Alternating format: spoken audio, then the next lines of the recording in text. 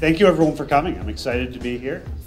So I'm going to talk for about 25 minutes about creating your financial plan and what that means and how that works. So my name's David Ehrenberg. I'm the CEO of Early Growth Financial Services. We are a professional services firm that works with venture-backed companies. We have about 165 to 175 active clients. 95% of our companies are venture-backed companies in the technology space. We're based in the Bay Area and in LA, specifically in Santa Monica and in San Francisco.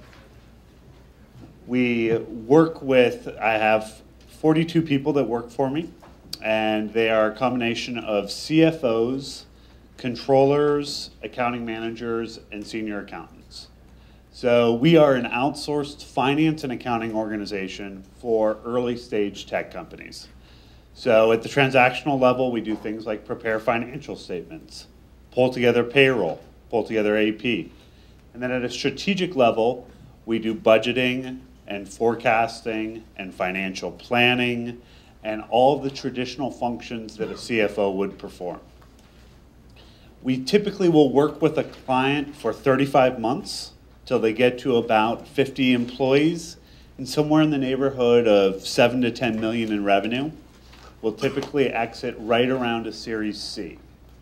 We'll typically join our clients right after they close a seed round of funding or financing in the convertible note range of anywhere from 800,000 to 2 million. So that's kind of who we are. We've been around for about 6 years. We work with all types of technology companies, although our client mix tends to really mirror what the venture capital community is funding.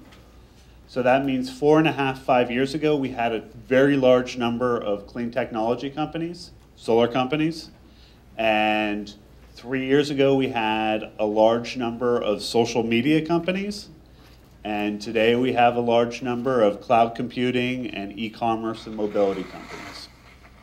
Some of our clients are Zendesk and Clout and Formspring, sort of big names. Jobvite is another one of our clients.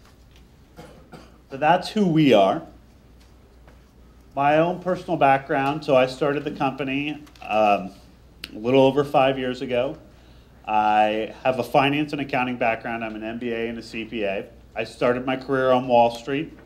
I was a controller at Microsoft, and I was a CFO for 2 different venture-backed companies prior to starting the company. So most of my background is in technology, and most of it is in early stage technology.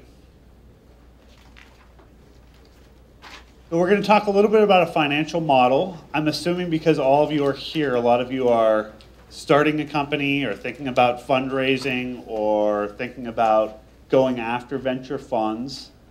And one of the things that all venture capitalists are going to want to see is a financial model. So hopefully I can help you to think about that financial model a little bit and think about the different components that you need to put into the financial model and the things that you need to be thinking through as you're going through that process. If any of you have put together a pitch deck, there's sort of what's become the quintessential, very common pitch deck that most venture capitalists are used to seeing now. It's typically 10 to 12 slides, and there's 2 finance slides that are contained in that pitch deck.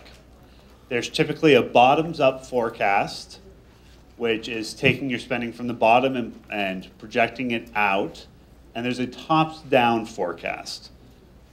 We'll talk about both of those items and what they mean and what they look like. So when you start to think about a financial plan and a financial model, we advise not to go out beyond 3 years. If you're an early stage company, if you haven't started, it's hard enough just to go out 1 year. It's hard enough to even know what's really going to happen with your business. To think about going out any length of time beyond 3 years is just unrealistic. And so we advise our companies to really keep it in the near term, to think about what they're going to have in terms of spending this year, and then to project that out a couple more years beyond that. The thing about creating a financial plan is it's a very good discipline. First of all, you're going to need it for fundraising, but more importantly, it's going to force you to think through your business.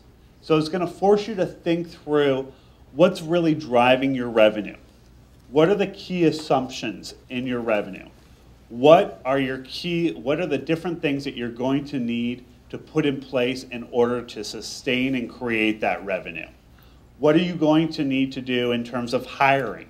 What is your team going to look like, and what's your team going to cost?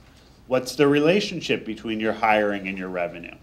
What are your development costs going to be? Are you going to hire people, or are you going to outsource? Are you going to look for contractors? Is it going to be people that specialize in different areas that are outside of this country, or is it people that are in San Francisco? All these different decisions are going to come to light as you're creating your budget and creating your forecast. And it's a great exercise to go through with your other founders and with the other members of your executive team, because it really forces you to think about your business, and it forces you to examine the different decisions you need to make, and it creates a very, very good dialogue. So here's just some of the different things. Provides a comprehensive financial picture, forces you to evaluate key performance drivers, validate your assumptions, put your challenges into perspective, iterations, insight into the business model, decision-making process, and the baseline objectives. Okay.